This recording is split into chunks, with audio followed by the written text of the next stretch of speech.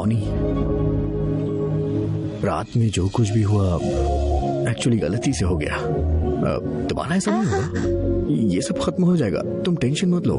हाँ वो एक एक्सीडेंट था, पर मैं जानती हूँ कैसे कहना है। मुझे तुम पसंद हो, आई लव यू।